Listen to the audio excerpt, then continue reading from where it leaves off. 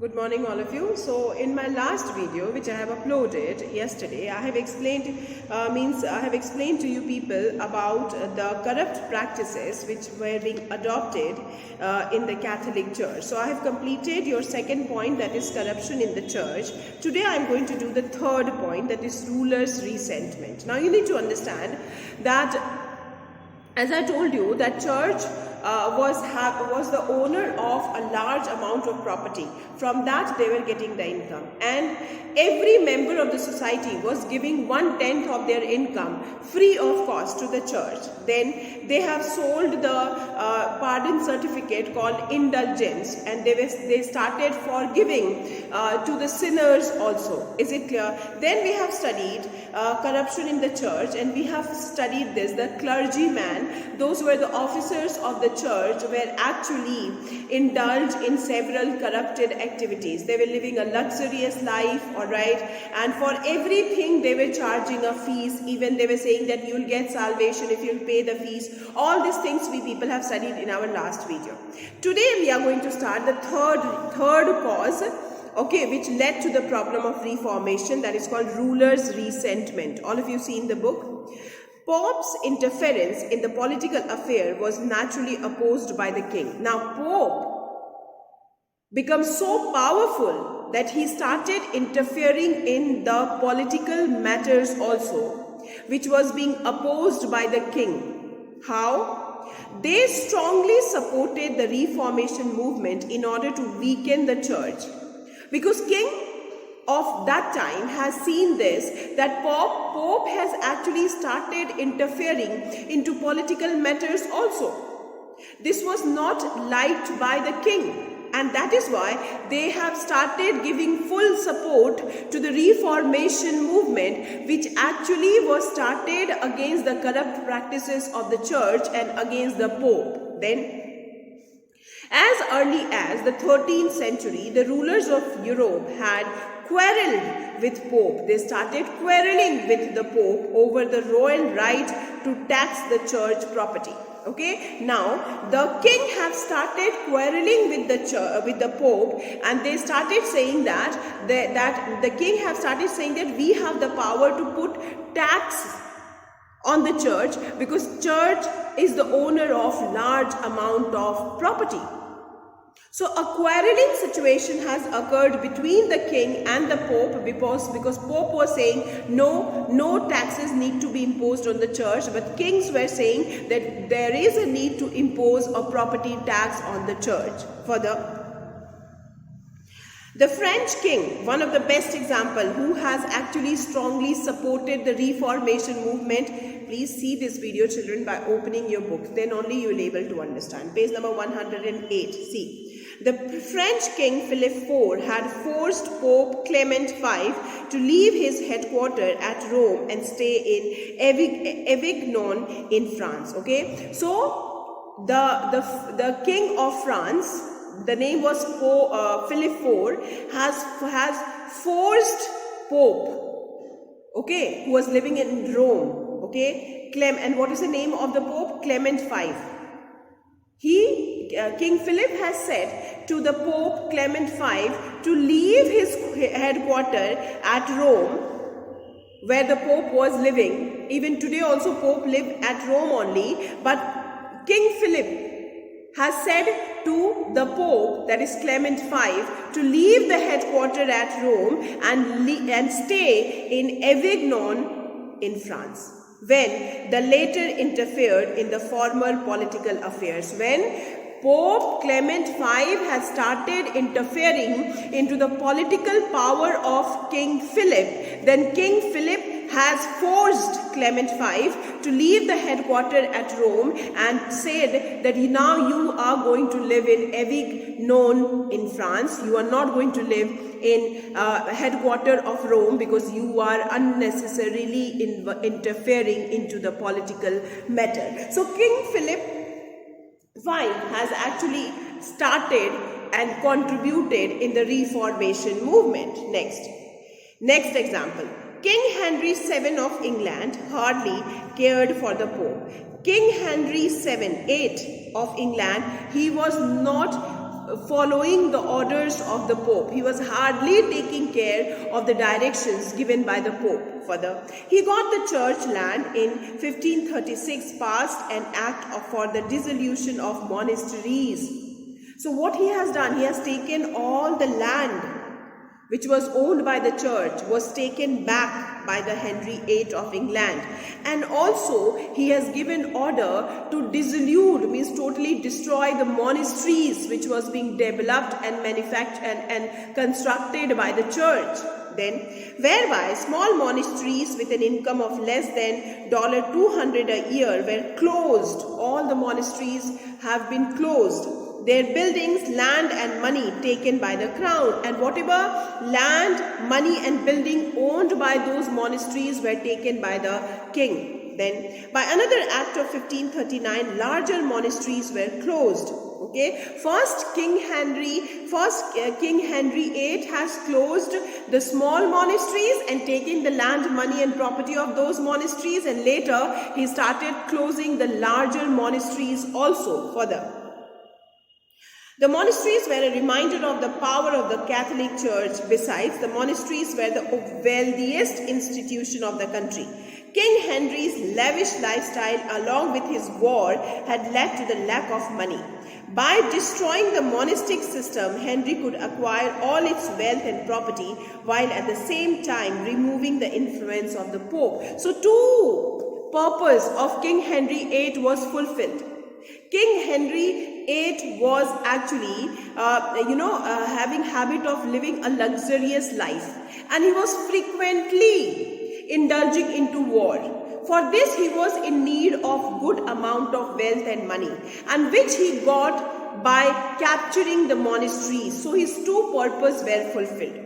Okay, so the third reason why there was a success and start of the Reformation movement against the practices of the church and against the objectionable behavior of the clergyman. Now see the fourth point, all of in the book. Movement against the church. Now people have started direct movement against the church. See, anti-church movement began in Europe in the Middle Ages. These movements directed their attack on the wrongdoings of the church. Okay, all these movements have said that attack on whatever wrong things which are being done by the church. John Wycliffe, an English priest and Oxford professor, criticized the worldliness of the church and some of its practices. He laid emphasis on the Bible as the sole guide for salvation. He said, one of the, leader of the Reformation movement, that is John Wycliffe, he has clearly and openly criticized the church, and he said that we will get salvation from Bible, not by following the church. This is the first thing he said. Then the church ordered his expulsion from the Oxford University where he was teaching. Then what the church has done? Church has taken action against Wycliffe, and he was being removed from the Oxford University. This created dissatisfaction among the scholars. The treatment which the church has given to Wycliffe was not liked by other scholars, and they have started joining the Reformation movement. Is it clear? So children, till now I have explained you the 4 points of the dissatisfaction with the practices of the Catholic Church. The first was economic factor, the second was corruption in the church, the third was ruler resentment, the fourth was movement against the church, and now immediate cause which actually started the Reformation movement. What was the immediate cause? Long before the open bridge with Rome, there had been some cases of protest against the power of the Pope. These minor revolts were crushed with the heavy hands. So whatever small revolts started against the practices of the Pope was being badly crushed by the Pope then. So the early reformers met with failure. The challenges was accepted by German priest Martin Luther. Okay, so as Martin Luther has seen that, okay, all the small revolts are being very easily suppressed and crushed by the Pope. Then he has started a biggest revolution against the authority of the church. So who was the father of the Reformation movement? Martin Luther. He raised a strong voice and launched a movement against the abuses in the church and the authority of the Pope.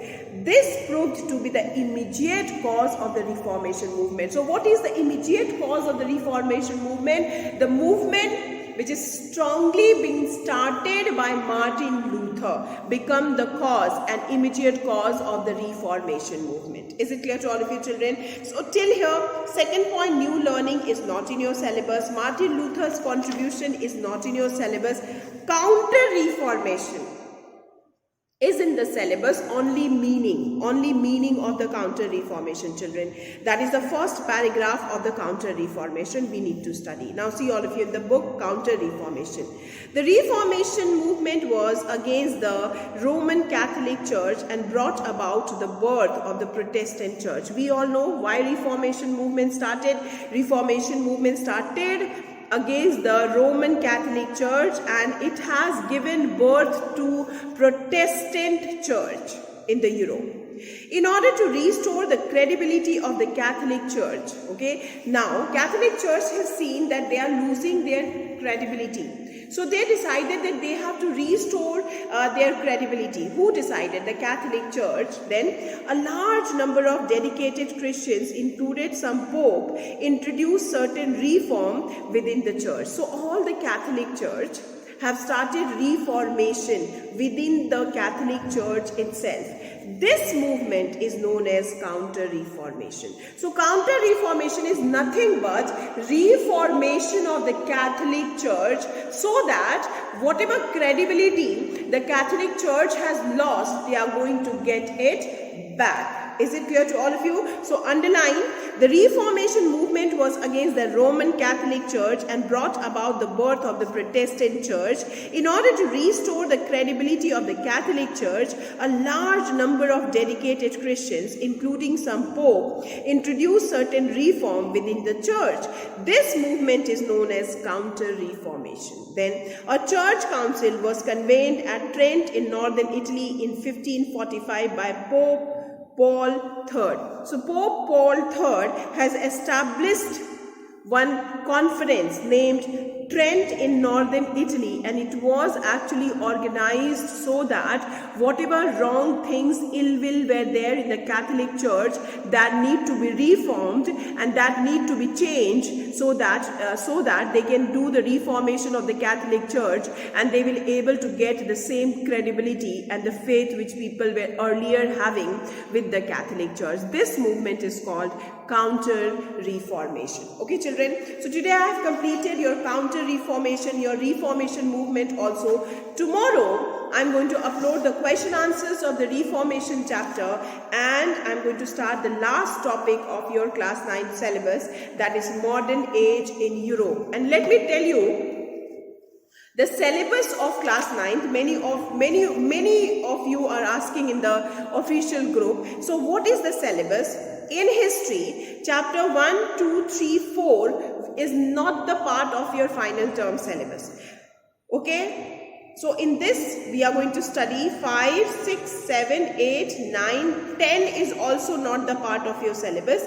11, 12, 13. So in history, which chapter you people have to study? Chapter 5, 6, 7, 8, 9, 11, 12, 13. And in civics, you have to study all the 6 chapters, whatever is there in your syllabus, children. Is it clear? Now, tomorrow I am going to give you the question answers of the Reformation chapter, and I am going to start the last chapter, that is called Industrial Revolution. Okay? For today only this much. Thank you, children.